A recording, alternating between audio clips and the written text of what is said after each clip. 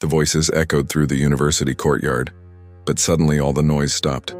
The crackling of paper being devoured by flames was the only sound, each pop hitting like a punch to the chest of those watching. Students, who had been laughing just minutes earlier, now stood silently as the fire consumed piles of Bibles in the center of the square. This was more than a protest. It was a direct challenge to God. In the middle of the crowd, a young woman with long hair stepped forward, her gaze steady, as if she carried something greater than her fear. "If you want to challenge God," she said, "then be ready to see what he can do." Her words fell like a stone in the middle of the group. A sudden gust of wind blew through, scattering embers and forcing many to step back. In seconds, the mood changed. The laughter vanished, phones were lowered, and a heavy feeling took over the place, as if something unseen had just arrived. And it was there, before everyone's eyes, that the impossible began to happen. The wind that swept the courtyard seemed to have a life of its own, lifting papers and dry leaves, making the flames dance wildly. Some students laughed nervously. Others instinctively stepped back, as if sensing that this night would be different. In the center stood Henry Dawson, a journalism student and the informal leader of the campus atheist group.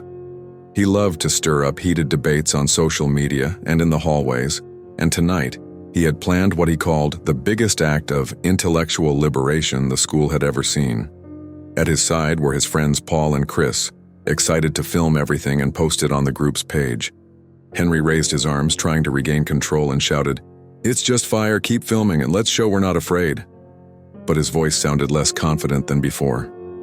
At the edge of the circle, the young woman who had spoken still hadn't moved. Her name was Anna Lewis, a physical therapy student known for her calm personality and for helping classmates through anxiety attacks. That night, she seemed different. Her eyes shone, and her hands trembled not with fear but with conviction. Anna took another step forward and said firmly, "You can burn the books, but you can't erase the word. And if God wills, He's going to show you that right now." Her words made the group glance at each other. Some gave nervous laughs, others grew serious. Paul tried to make a joke, but before he could finish, a spark flew from the fire and grazed the arm of one of the students standing closest. He yelped and jumped back, causing several others to retreat a few steps as well. The atmosphere began to shift. The air felt heavier, as if each breath was harder to take. The flames, once strong, began to die down in a strange way, burning only half of some Bibles while leaving others untouched. Murmurs rippled through the group. "That doesn't make sense," someone whispered. Henry crouched to stir the embers but recoiled when he touched a half-burned cover and felt it was cold, as if it had been extinguished hours ago. Anna knelt down right in the center of the courtyard, closed her eyes, and began to pray. It was a simple prayer, but filled with authority. "Lord, if you are listening, show them that your name cannot be mocked. Touch this place." Then the unexpected happened. A stronger gust of wind swept across the courtyard, spreading the flames outward but without burning anyone. The lampposts flickered 3 times, then returned to normal. The restless crowd suddenly went silent. Even those who had come just to laugh now stood frozen. Chris, one of the group's loudest mockers, began to sweat. "Man, what's going on?" he muttered, looking at Henry. But Henry had no answer. His eyes were fixed on the nearly extinguished fire and on the one Bible lying whole among the ashes, as if something unseen had been protecting it. And then, as if on cue, a dry clap of thunder rolled in the distance. The sound was so sudden that many flinched. There were no clouds in the sky, just a bright glowing moon. Anna slowly lifted her head and said, "Did you hear that? This isn't a coincidence. God is speaking to you." Henry's heart pounded. For the first time that night, he felt no urge to reply with sarcasm. It was as if something far greater had stepped into that courtyard, and no one dared to ignore it. The silence was so thick that even the usual city noises seemed to vanish. In that moment, one of the guys filming dropped his phone and began to cry, unable to explain why. Another fell to his knees, whispering over and over, "He is holy. He is holy." Those words pounded in Henry's mind like hammers. Anna remained kneeling, and now other students began to kneel as well. A mix of fear and reverence filled the place. Henry felt a lump rise in his throat, fighting back tears. His whole body was covered in goosebumps, and a single question echoed inside him. What if this is real? Henry's body began to tremble, not from cold, but from something he had never felt before. He looked around and saw that the same group of students who minutes earlier seemed ready to mock everything, now stood caught between fear and a strange sense of awe.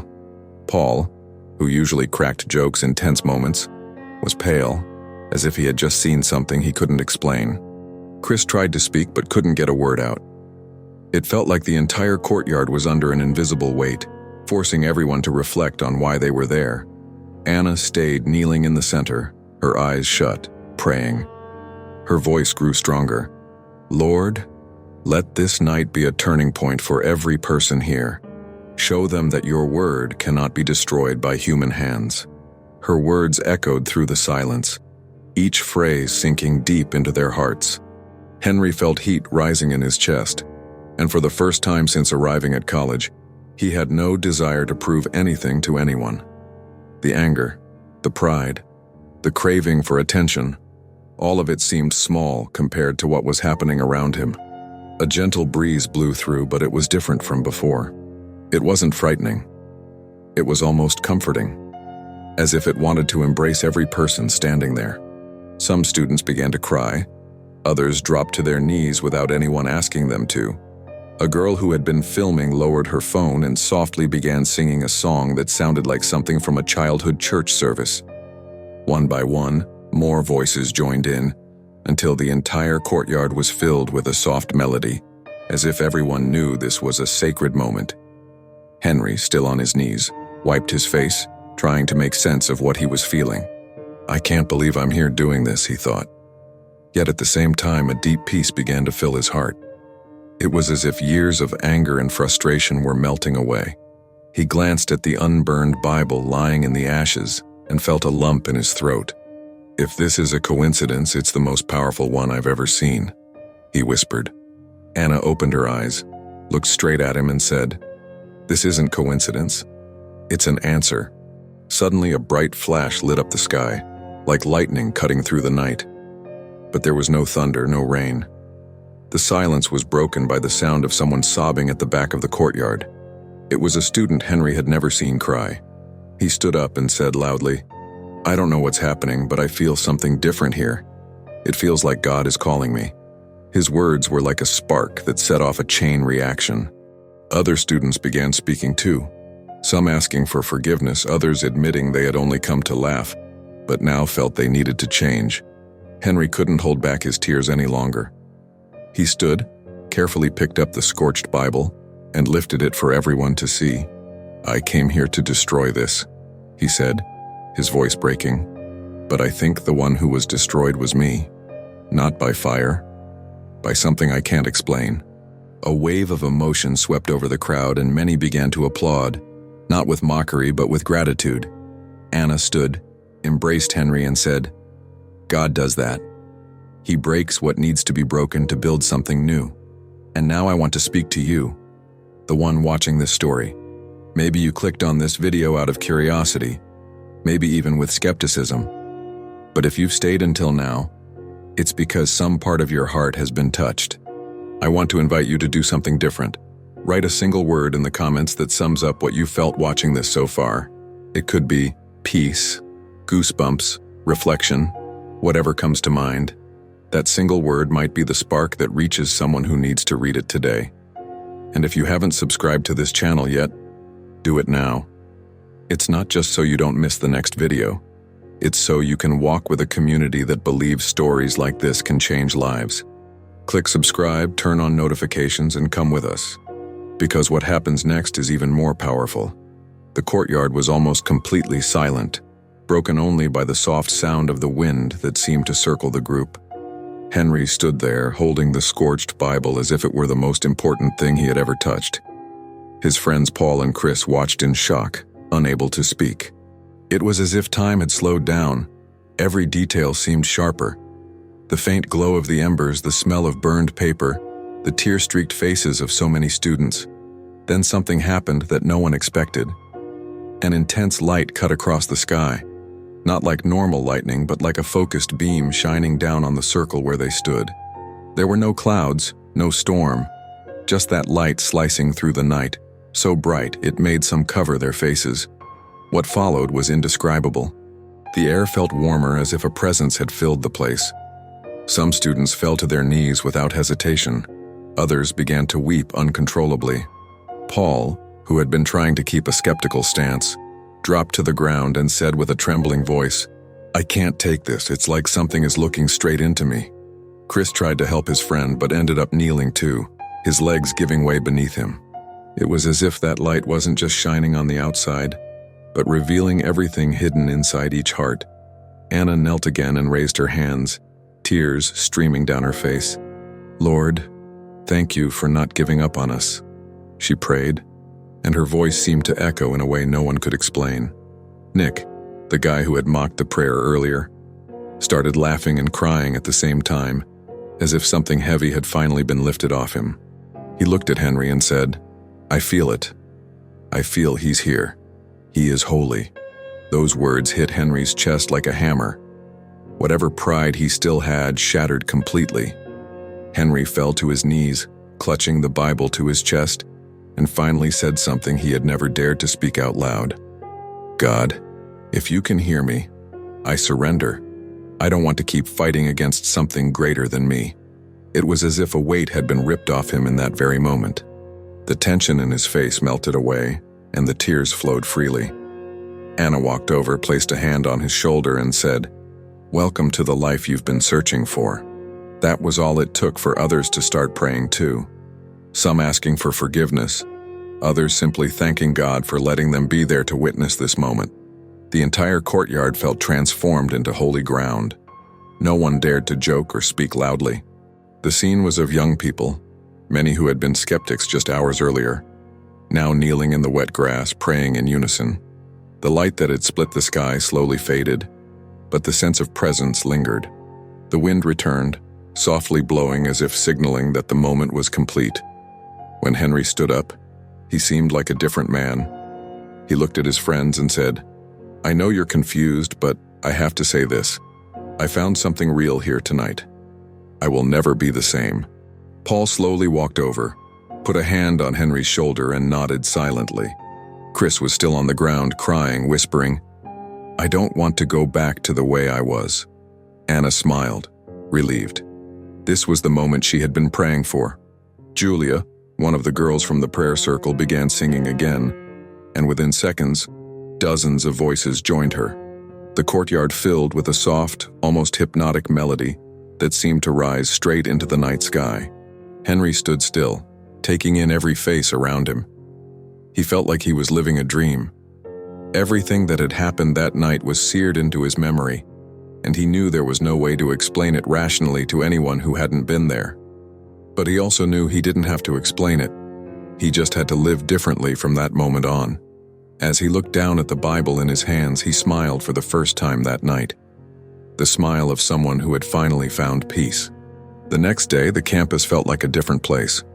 The same courtyard where everything had happened was now filled with students talking, watching videos, and discussing what they had witnessed.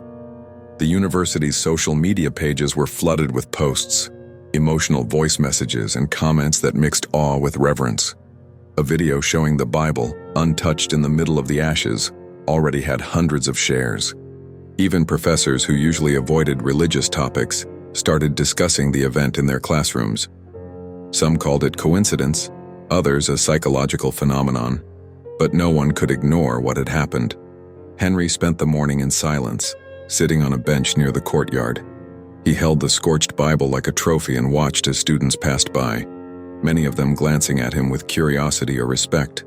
Paul slowly approached and sat next to him.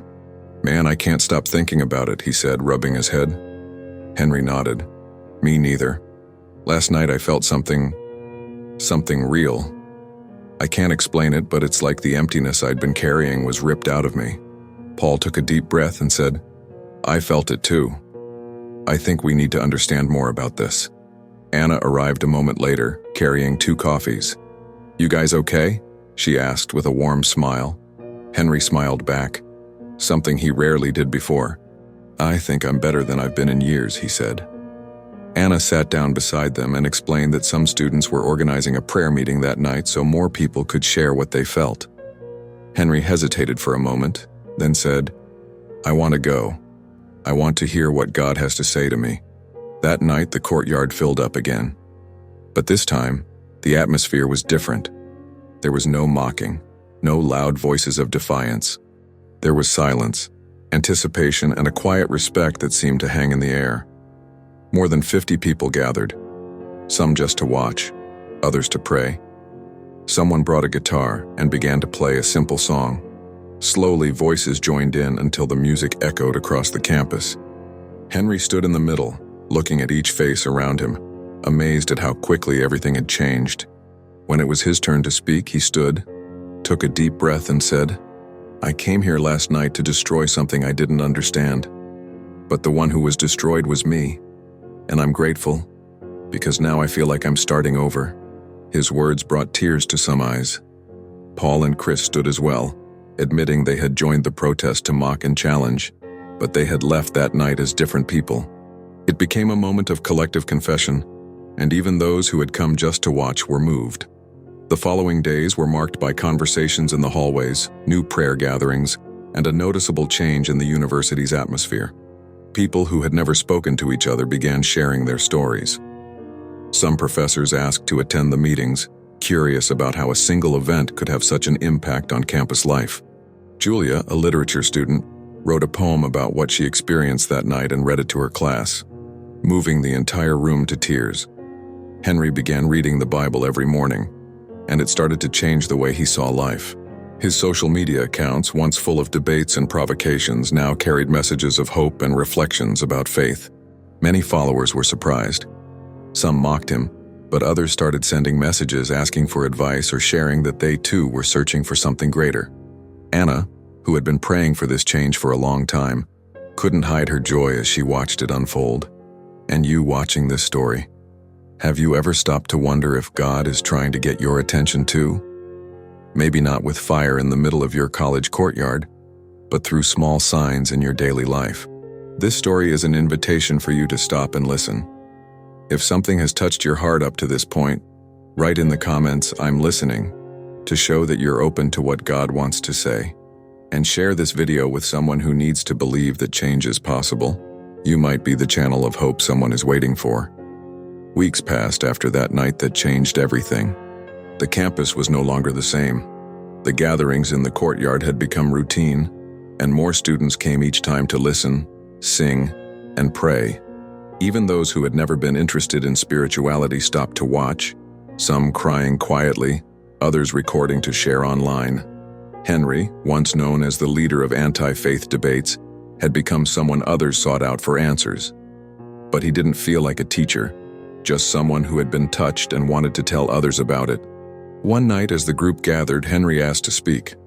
The crowd was bigger than ever, some sitting on the ground, others standing around. He took a deep breath and said, "I know many of you knew me before. You know I didn't believe in any of this. But that night something happened to me. It wasn't coincidence, it wasn't an illusion. I felt something real, something that broke me and rebuilt me at the same time. I am not the same." His words were followed by tears, but also by smiles from those who knew exactly what he meant. Anna then suggested they do something different that night, a collective prayer for everyone who wanted to surrender their pain and fears to God. A deep silence filled the courtyard. One by one, students began to kneel, some alone, others in small groups. Henry knelt too and prayed out loud, "God, thank you for not giving up on me, even when I challenged you. Thank you for showing me that your word cannot be destroyed even when we try. Today I want to live so that others can feel what I felt." It was impossible to hold back the emotion. Many began to cry, some raised their hands, others hugged the person next to them. When they finally stood, it felt like something in the air had shifted. Faces seemed lighter, filled with a new hope. Paul, who had struggled for days with the fear of being mocked for believing, finally said, "I want this new life too." And right there, in the middle of the courtyard, he prayed his own prayer. Chris followed right after. It was as if a movement had begun. without anyone ever planning it. The changes didn't stay limited to that circle. Professors noticed a different atmosphere in their classrooms. Discussions became less hostile, students grew closer, and even volunteer projects started to appear. What had begun as an act of rebellion had turned into a flame of revival spreading beyond the university walls. Henry smiled as he realized that, without knowing it, that night had been the answer to a question he had carried for years. Is there something beyond what the eyes can see? Now he knew there was. And you, watching this story, have you ever lived through a moment that changed everything in your life? Have you ever felt like God was calling you back home? If this story touched your heart, I want to invite you to write in the comments what you felt, or even share your own experience. Your testimony could be the hope someone needs to read today. And before we finish, I want to give you a special invitation. Subscribe to the channel. It's not just to watch stories like this. It's to become part of a family that believes miracles still happen. When you subscribe, you join a movement of faith, hope, and transformation that can reach thousands of people. Turn on the notification bell and share this video with someone who needs to believe there's still light in the middle of the darkness. I also want to pray for you, who stayed until the end. Lord, I pray for every person who heard this story. May they feel your presence right where they are, be reminded that they are not alone, and know there is always a chance to begin again. Bless their families, their studies, their decisions. Give them courage to move forward and strength to live out what you have for each one of them. In Jesus' name, amen. Now it's your turn. Comment, share, subscribe, and be part of this story. Because the miracle isn't over. It can begin in your life right now.